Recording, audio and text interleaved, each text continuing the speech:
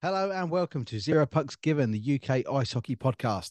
We're in partnership with the Hockey Art Co, hockey clothing for hockey people, worn by the best and hated by the rest. Listeners to Zero Pucks Given get a 10% discount on everything site-wide at hockeyartclothing.co.uk. Just use the code ZP10 upon checkout to get your discount. We are also sponsored by Manscaped, redefining the gentleman with top-of-the-range male grooming products. Listen out a little bit later in the episode for more details about Manscaped and their products, particularly the Performance Package 5.0, giving a massive saving. Plus, you can get 20% off and free shipping on all Manscaped products when you use the code ZeroPucks, all caps, all one word. We are also on the Sports Social Podcast Network. You can find all the episodes there, as well as a wealth of information and sporting podcasts from different sports from around the world, all on their website. This is episode 82. I'm Ben. Welcome along. We've got the match reports from an exciting weekend of South Cup action, along with a couple of league fixtures, the exclusive coaches' thoughts, player of the week, and a look at the table. Firstly, a small bit of DOPS news. Tom Ravenscroft for the Oxford City Stars has received a mandatory one-game ban for getting a 5+ game kneeing penalty in the victory at MK Thunder. The Stars have a weekend off this weekend just gone, so Tom will serve that on the first weekend of March, as of course there's no League or South Cup fixtures next weekend, as we have the League Cup final. So he will miss the game away at Streatham on the 3rd. So we will get to the match reports from the weekend's games before we discuss what the weekend's action now means in the league. And then hopefully later in the week, we'll be catching up with both finalists before they go head-to-head over 2 legs next weekend. So with League and Cup action from the Britton Division, let's get cracking. And as always, we start with the 5 p.m. face-off at Planet Ice in Gosport.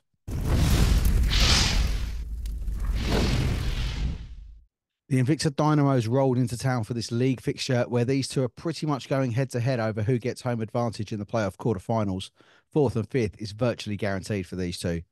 It was a competitive start as always on the smaller pad, and the home side had an early power play chance after Oliver got 2 minutes for charging on 1:46, but the Moes killed off the penalty. Roles reversed on 8:44 when Wild sat for 2 for interference, but the Devils' penalty kill held strong. Bell then sat for 2 for slashing on 11:18, but it was defensive special teams coming out on top. The visitors did take the lead, however, when Oliver assisted Mads Thun for 1-0 on 15:37. The home side also had to kill off a Mark Pitts charging penalty on 17:35, but the first finished 1-0. Into the second, and a disjointed start as both teams almost cancel each other out until dogged work from the Devils dragged them back into the game, with Pitts and Coleman assisting Alex Murray for 1-1 on 31:01. Another charging penalty for the Moes after the goal when Thun sat for 2 on 32:54, and this time the Devils got what they were looking for when Pitts assisted Alex Murray for his second for 2-1 on 33:58 power play goal. The Moes trying to keep their cool, although not all cool heads prevailed, and after an incident on 36:11 that saw Mark Pitts get 2 for cross-checking, Dan Scott get 2 minutes for cross-checking, 10 minutes for instigating, and 5+ game for resisting an official. We'll see if anything comes of that next Friday night. Into the third, and with it being such a tight attritional game, chances were at a premium, and the Dynamos had a power play chance when Perella Fox sat for 2 for interference on 49:31. But after returning to full strength, the Devils extended their lead when Steve Osman went unassisted for 3-1 on 52 flat. The Devils then had to kill a Liam Coleman slashing penalty on 53:06, followed by a Joe Llewellyn charging penalty on 56:07. But in that power play, the Moes got one back when Stano Laschek scored unassisted for 3-2 on 57:03. In an attempt to force overtime, Owen Ryder was pulled for the extra man on the ice, but it was the Devils that dealt the final blow when Mark Pitts grabbed his 3rd assist of the night for Dan Lackey to get an empty net goal for 4-2 on 59:35. Owen Ryder and Mark Pitts take the beers. As for Solent, it will seem like a long 21 days before the Stars make their way down to Gosport, whereas the Dynamos will face the MK Thunder at the Stables on Sunday. After the game, Solent Devils player coach Alex Murray gave his thoughts to ZPG. Yeah, Saturday saw us take on Invicta for the final time this season in the league, and it's been a great battle between our two teams, and luckily for us, we've come out on top in the previous 3, and I think Saturday was just about making sure that we maintained that high performance level against them. I think they're a great outfit. They've got a great team, and they've really bounced back. With their new setup, and it's always a tough game. But I think the guys came out to play really well. I think after the Romford game, we talked about being clinical, but we didn't really have that clinical instinct in us to start with. And even though through the first, period, we're pretty dominant in the shot count, and especially in the second period, where we found ourselves behind in the game, and we're just not staying focused during those periods of time when we have, a percentage of possession and chances ourselves, which is the majority in our rink, and then the opposition get a counter attack or a rush, and we end up conceding and find ourselves on the end of a goal against or even a loss. So Saturday was all about making sure that we remained calm. We said after the first that if we keep shooting as much as we did, it's bound to go in, and we got that in the second. We took a 2-1 lead into the third, and that became a 3-1 lead. And whilst they pulled one back on the power play through last check, I think we were pretty calm and experienced, controlled in the last few minutes when they pulled the goalie. We used our timeout well, I feel, and we got this one right. And there's been many games this year down to the crunch that we haven't got it right. So it was good to see that through. The experience that we have in the lineup has helped, and it's a positive and a confidence boost for us that we saw that game out and got an empty netter, because ultimately looking ahead now, which is what we can do for the playoffs, it's very likely that we may end up playing Invicta in the quarter-final stage, which is slightly unheard of, but it's where we are this year in our placings, and so we've got to get ready, and everything we're doing is gearing up for those playoffs. We've got a 2-week break now, which is good because we've got a lot of injury in the squad, so it's about getting guys back fit and having a good, strong end to the year. Saturday night saw Britton Cup action for the top two after their league clash last week, resulting in an OT win for the Jets. The Red Hawks headed to the hangar, bludgeoned by injury, suspensions and unavailability, having just 12 skaters, including 4 D-men, to face the top point-scoring side in the league. And it was put to the test very early when Jared Lane sat for 2 for tripping on just 7 seconds. After killing that penalty off, the Red Hawks then had a power play chance when Lindgren sat for 2 for kneeing on 8:06. The Jets killed off the penalty, but did find themselves behind when Ethan Lane assisted JJ Pitchley for 1-0 on 15:40. The visitors, however, would start the second on the kill after Miles was given 2 for roughing at the end of the period. The Jets were then back on the penalty kill themselves after Christian Moore sat for tripping on 23:16, and immediately after returning to full strength, conceded again when Waller and Beasley assisted Ethan Lane for 2-0 on 25:26. The penalties on both sides at the halfway mark when Harmon and Waller sat for 2 for charging and kneeing respectively on 29:33. As the third got underway, Ben Painter's boys laid their marker down firmly and extended their lead when Jared Lane went unassisted on 40:43 to make it 3-0. And despite a Slough power play in the third, that is how it finished. The current league leaders shut out on home ice by their chasers in the Cup. For Slough, a chance to rectify on Sunday with the Britton Cup trip to Chelmsford. For Streatham, an opportunity to tie up the league title with the visit of the Buccaneers. The late game on Saturday saw the Chelmsford Chieftains head to the Thunderdome to face the MK Thunder, Cam Bartlett serving the last of his 4-game ban, with Dom Ray and Craig Bradfield in the pipes, and it was the home side that drew first blood when Hagger and Cox assisted Ben Davis for 1-0 on 3:42. The Chieftains had a power play chance when Julian Smith took 2 for hooking on 11:24, but it went to 4-on-4 a minute later when Kieran Rayner took 2 for tripping on 12:35, but no further goals. Into the second, and it was the home side again that started on the front foot and doubled their advantage. Davis and Austin assisting Josh Hickman to make it 2-0 on 22:03. With Chelmsford's heads in a spin, they found a pathway back into the game with an unassisted goal from Dan Hitchings on 36:01, leading to a brief smell of madness as Rayner and Hickman had a disagreement, as did Pickering and Howe, seeing all 4 head to the penalty box for 5 each on 36:42. So with both teams still even-handed, the visitors made it a tied game when Jameson and Lack assisted Grant Bartlett to make it 2-2 on 38:52. The Chieftains would start the third on the penalty kill after Ollie Baldock was given 2 for unsportsmanlike conduct. The third saw the Chieftains start to get their systems going and up the pressure when former Chieftains captain Julian Smith made his second trip to the box for tripping on 51.02, but again the Thunder held strong with a reliance on Craig Bradfield. But when George Howe sat for 2 for hooking on 54.16, the deadlock was broken when Grant Bartlett and Jameson assisted Alan Lack with a captain's goal to make it 3-2 on 55.09, power play goal. That night shocked the visitors fully into life, and they put the game away quickly with 2 more goals in less than 60 seconds. Firstly, with Barnes Garner and King assisting Damon Porter for 4-2 on 55.44, and then Lack and Huggett assisted Grant Bartlett for his second on 55.55 to make it 5-2 to the Chieftains. A road win that required a lot of hard work. Julian Smith and Alan Lack winning the beers as the Chieftains prepare to host the Jets, whilst the Thunder will head to Invicta. Sunday night to the stables in Gillingham then, as the Thunder headed to the Mo's backyard, and a fiery start to the game saw Ben Davis take a 10-minute misconduct penalty on just 2:44. Some penalties followed for both sides as Stokes and Cox sat consecutively for interference and slashing, but no goals, mainly down to Matt Friend and Dan Norton in the pipes. The deadlock was broken on 18.09 when Thune and Dell assisted James Laming to make it 1-0 even-handed on the breakaway. A really tight second period as MK Thunder seemed to have taken to frustrating teams to the point of lost concentration, but the Dynamos did manage to double their lead when Laschek and Saw assisted Ruskin Springer Hughes to make it 2-0 on 38.02. As the third got underway, the visitors looked to make the night a little more uncomfortable for their hosts when they pulled one back early as Mead and Austin assisted Jason Hickman for 2-1 on 42 flat.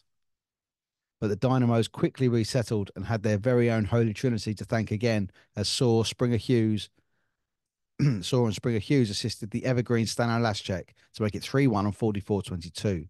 A little succession of penalty kills for both sides before the Mo's put the game to bed when Tom Saw went unassisted to make it 4-1 to the Dynamos.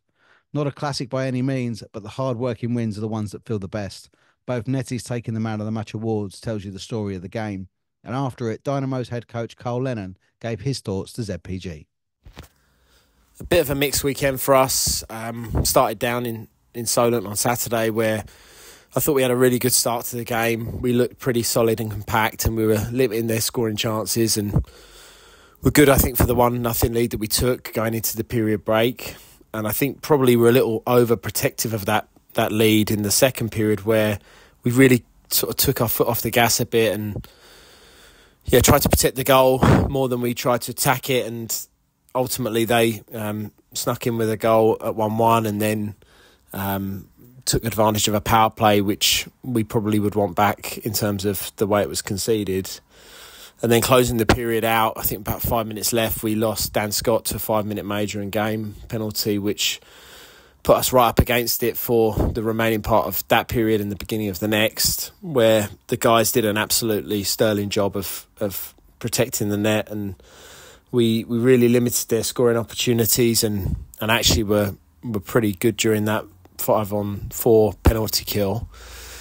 But obviously that takes something out of you, and I think not long after it, Solent scored their 3-1 goal, which put us right up against it. But the boys showed great character. They battled their way back in, and Stano scored a nice finish that got us back to 3-2. And then it was a matter of sort of throwing everything at it. And of course, in the last minute of the game, we pulled the goalie. They scored the empty netter and a 4-2 loss, which is disappointing. That's our fourth loss against them this year, which is the only team that's escaped us so far in the regular season. And we can only really have ourselves to blame for that again. So a bit disappointing, and obviously I think that sort of carried over a little bit into Sunday's performance. We started very slowly, and we didn't play to the right intensity level at all against Milton Keynes, and they probably were themselves quite happy with their performance the night before.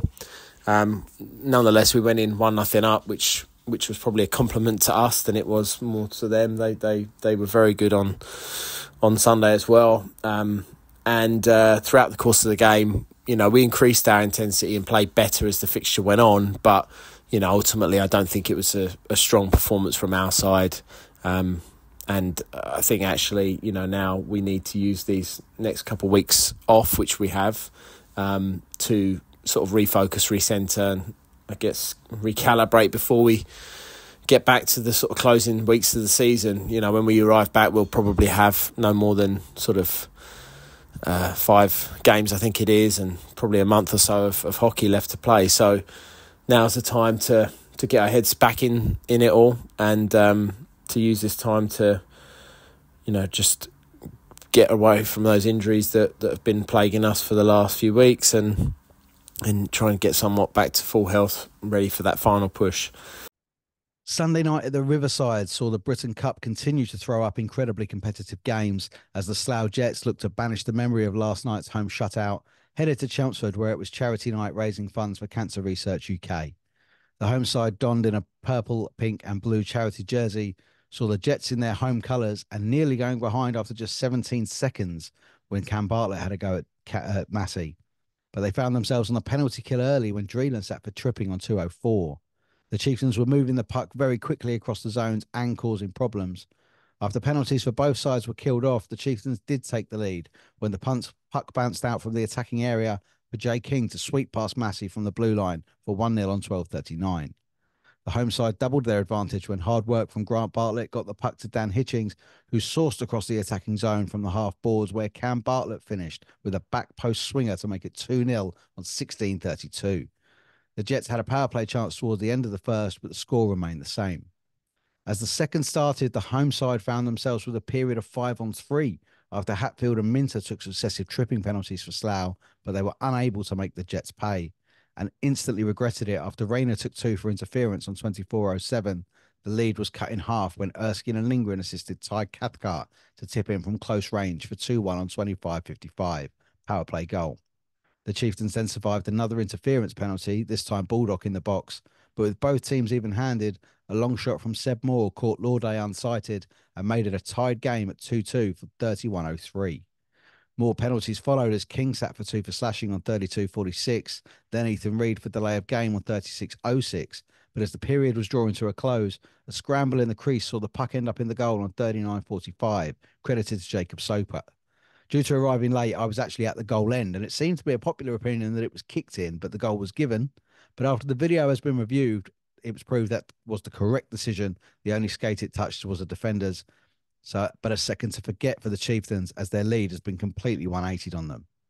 The third saw a change of shirt for Damon Porter after a couple of blood injuries, and then a ridiculous amount of penalties as the home side appeared to lose their discipline, both from losing their lead and from the strange manner in which the game was being officiated.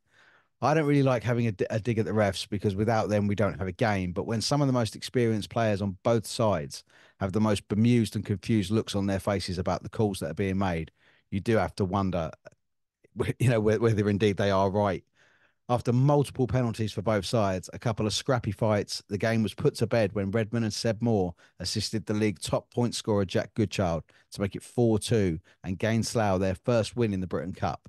Man of the match honours to Redmond and King as a weekend off now for the Chieftains, and a League Cup final beckons for the Jets next weekend against Streatham. The final game of the weekend then saw the Romford Buccaneers travel to the Streatham Redhawks. The Buccaneers assistant captain Ellie Wakely making her 100th appearance for the Bucks. Congratulations to Ellie.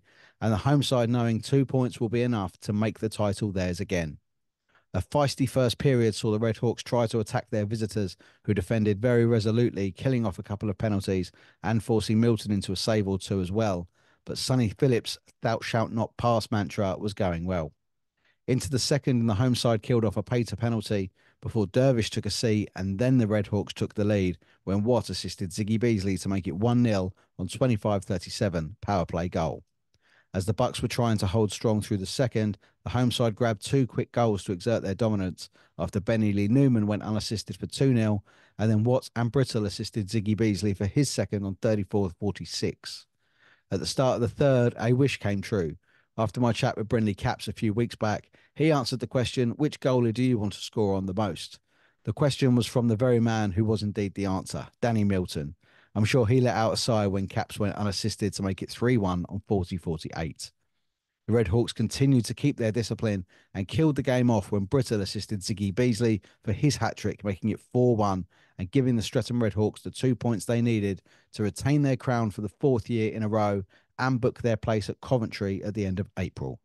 Long and Beasley with the Man of the Match awards, and celebration time on the ice for the Red Hawks. After the game, Jason Buckman shared his thoughts on the Buccaneers' performance. First off, I'd like to congratulate Streatham from the Buccaneers on their league championship. Certainly been the most consistent team all year, and they've set a high bar to reach for the rest of the league. Yesterday's game was, again, as it always has been this year with Streatham, a competitive game. Felt like first period and third period certainly on par with them, tie in both periods. Kind of lost our way in the middle period, and that's where the damage was done. But now we look forward to finishing our league games and hopefully move into the playoffs in a strong position. And after a 4-point weekend and clinching the Britton title, Ben Painter gave his thoughts to ZPG. We went into Saturday away at Slough to keep our sort of unbeaten run in the Britton Cup going. We know going into that place it's always going to be, we're always in for a game, and we know what they bring. They're a good, young, fast team, and we were very short benched. I mean, we went into that game with 10 guys unavailable through suspension, injury, and a couple of guys unavailable. I mean, 12 skaters, and we had our back up against the wall going into that game. I think going in there with 12 skaters against a team that are very good and fit and fast, we knew we had our work cut out for us. But we had a game plan, and we just mucked it out. We just went in there and just got it done. It wasn't pretty. We weren't playing fancy hockey, but we kept it basic, kept it simple. We worked smart, and I was very pleased at how we went to work for each other and picked each other up. And as 12 guys going at it, 12 skaters, and then obviously goalies, but as 12 guys out on the rink going at it, backed up by Milts just doing what he does. Very pleased to leave there with a 3-0 win to keep us 5-0 in that Britton Cup and going strong in that. So yeah, I was very pleased with that result. And then we go back to Streatham on the Sunday night to play a young Buccaneers team that are getting better and better as the year's going on. I think they've got a lot of young guys that probably hadn't played much senior hockey early in the year, and they're really growing into the sort of the senior game and getting better and better. And they've caused some upsets along the way, and they've given sort of a lot of teams a real good go. So I mean, they only took Slough to overtime last weekend, so that shows that they're a team that can really play, and you can't take them for granted. They seem to be getting stronger and stronger as the year goes on. So we knew that we were going into that game, and 2 points would seal the league up for us. And we had I was very pleased with the reaction, the way that we approached the game. We were professional. We got the job done. It was probably some of the nicest hockey I've seen us play in a little while. We had a couple of guys back that were available again. But yeah, it was great to see the way we played, the way we created chances, and Sonny really sort of had a great game in net, I would say, and kept us at bay for, I think, a period at least. And yeah, it was one of them games that we just kept with it, and it was good to get the league wrapped up and to do it with 4 games to spare was nice. And so now we turn our attention to the cup final next weekend, which we know we're going to have to be at our best to secure that, and then on into the Britton Cup and the playoffs. Well, another cracking weekend. The title is decided. In all honesty, I can see the table staying exactly the same as it is now for the remainder of the season, with the games that are still left to come. A massive congratulations to Ben Painter and all the boys at Streatham, a thoroughly deserved title, and a chance next week to make it a double of a potential quadruple. Later this week, there will be an episode building up to the League Cup final, so hopefully we'll get all the details there. After all the fixtures from this weekend, then, let's get to this. Hi, it's Justin Wong, Kenny Wu from the Muddy Ducks, presenting Zero Pucks Given Britton Division Player of the Week. This weekend, very competitive. Not many teams with 2 games, especially 2 high-quality performances. But with 4 points, 3 goals, 1 assist, 1 man of the match for the second time in 3 weeks, almost walking his way into the ZPG Team of the Year, the ZPG Brisbane Division Player of the Week, is Ziggy Beasley.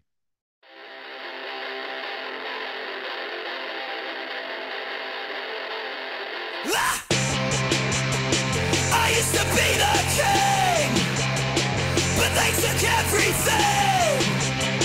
They even stole my crown. I'm gonna try. Well, no fixtures for next week then, with the League Cup final where the Streatham Redhawks will take on the Slough Jets for the silverware over 2 legs. And as I've said, we will build up to the cup final in a special episode where we will hopefully be speaking to both coaches. We'll look at the results that got them there and see if we can possibly predict an outcome. The table then, where we all know at least one part of it is now confirmed. Your champions, Streatham Redhawks, played 24, won 20, lost 3, 1 overtime loss, 41 points. Still currently in second, the Slough Jets played all 28 games, won 20, lost 8, 40 points. In third, needing 4 points from their last 3 league games, Chelmsford Chieftains played 25, won 17, lost 8, 34 points. In fourth, the Solent Devils played 24, won 14, lost 9, 1 OT loss, 29 points. In fifth, the Invicta Dynamos played 25, won 13, lost 9, 3 overtime losses, also 29 points. Currently home playoff advantage to Solent.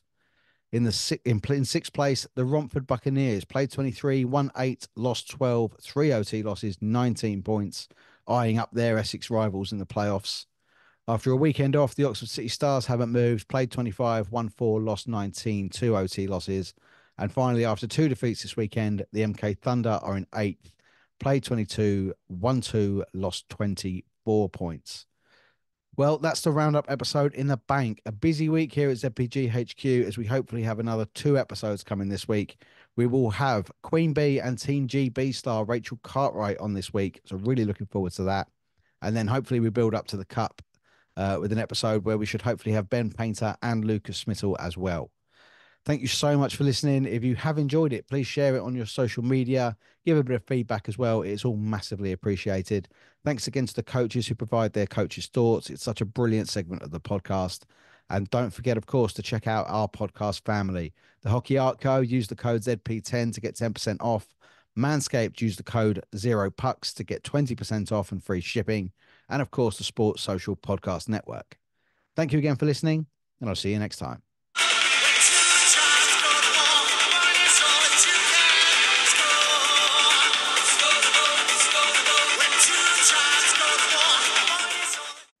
Hey guys, it's Ben from Zero Pucks Given. I just want to tell you a little bit about our new sponsor on the podcast, Manscaped. A lot of modern men now do enjoy some manscaping. I myself, as a bald man, I take care of my hair myself, but I like to keep my beard nice and trim, and I like to keep my eyebrows, my ears, my nose, and my chest and my private area all quite sort of neat and tidy as well. And as someone who's done their own grooming for a long time, I've always struggled to find a trimmer that was actually really, really easy to use, really good quality, and a wireless one particularly that held a good charge. Normally, sort of one go over my beard and that's it, they're dead. So when Manscaped sent me their products and asked to be involved with the podcast, I absolutely jumped at the chance because I've been wanting to try their products for an awful long time. And now I finally have. I can tell you with absolute integrity, this is the best wireless trimmer I have ever used. This is the Manscaped Lawnmower 5.0. It's really, really solid piece of a kit. It's designed brilliantly so it fits in your hand.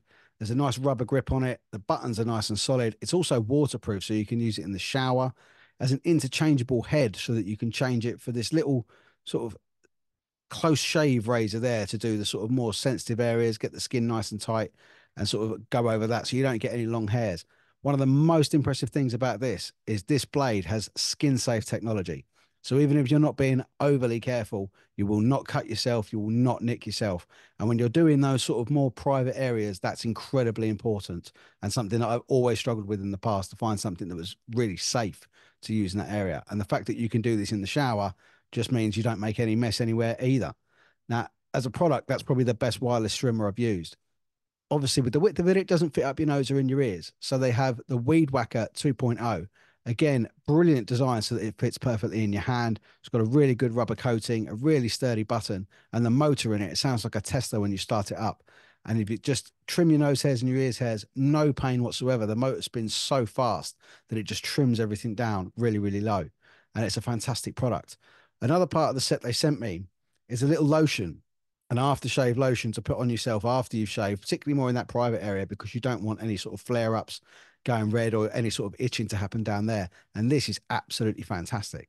And then once you've done that, you can use what they call the crop preserver, which is actually a sort of form of lotion and deodorant for your balls, which is absolutely brilliant.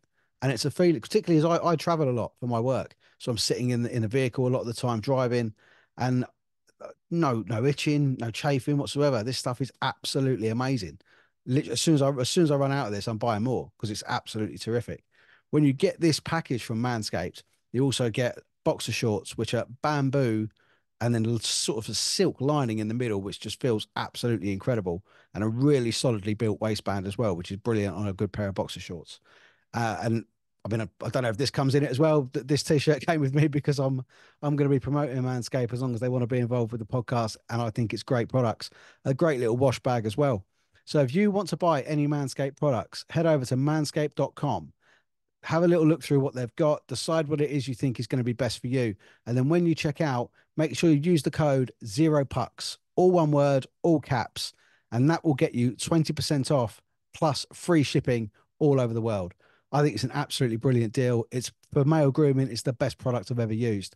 As a little side note to that, if you do actually buy some Manscaped products and use the 0pucks code, send me a little proof of purchase that you've done that, or a little selfie of yourself when the stuff arrives, and you'll be entered into the draw to win a 0pucks given hoodie, which is another little sort of just another little treat from me, because if I want these people involved in the podcast because I really like the product and I think it's a great product. So I would really like you guys to enjoy it as well. And if you're good enough to want to buy it and use the code that you get from this podcast, then I want to give something back to you as well. So thanks for listening. I know that the ads in the podcast can be a little bit of a bore sometimes, but this one is, so it's coming from me because I truly believe in it.